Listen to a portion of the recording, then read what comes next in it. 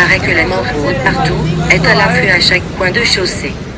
Farhat revoit un parfait matin de novembre, sans aucun complexe, le kinésithérapeute promène son gros ventre. Un gamin a beaucoup de jouets en plastique de couleurs vives, seaux, camions, moules, bateaux, fusils, revolvers. Farhat s'imagine au soleil, allongé au bord d'une plage déserte. Bien que très hétéroclite, le spectacle est un peu triste. Passe une troupe de jeunes Allemandes. Sur le pignon qui fait l'angle de la rue Sartre et de la rue Anzensberger, un affichage Giraudy porte une immense affiche, sur laquelle une jeune femme, outrageusement blonde, à moitié nue se vautre sur une plage, en lisant un roman harlequin. Dans un nuage de poussière sèche, les pigeons s'envolent des toits. Un moineau picore dans les ordures. Un chien, couché sur le pavé, rêve. Un groupe de pigeons s'amuse avec les voitures.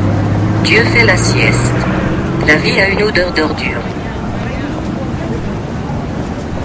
Des hordes de mercenaires seraient venus des pays voisins. Il y a des jours où le réel a une puanteur sûre de cadavres. L'esprit s'évade par les trous de l'air.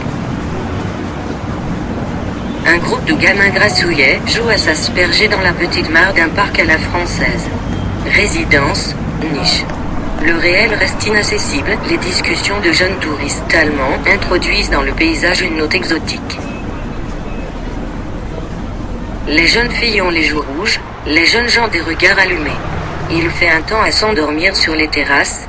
Dans la cour de la préfecture de police, des gaillards discutent. Un enfant court dans une prairie à la poursuite d'un caniche doré tondura. Les toits de zinc sont roses et dorés.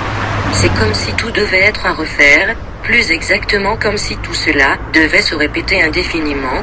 C'est une journée splendide. Patty entend des portes claquer. Rien ne sert de se raconter des histoires car les instantanés de l'existence lui semblent d'une richesse suffisante. Rien, il y a comme une odeur de poussière ensoleillée. La fillette de la musicienne traverse la rue au soleil. Le monde de l'enfance est si étonnamment ponctuel, enfermé dans l'instantané, l'impensé qu'elle est incapable de le penser autre. Le pharmacien allume son enseigne. La vie est un songe. Sur le palier, Patty bavarde avec Patty. L'herbe est d'un vert profond. L'architecture des toits sculpte le bleu de l'espace. Un vol de pigeons s'abat sur les bancs du square.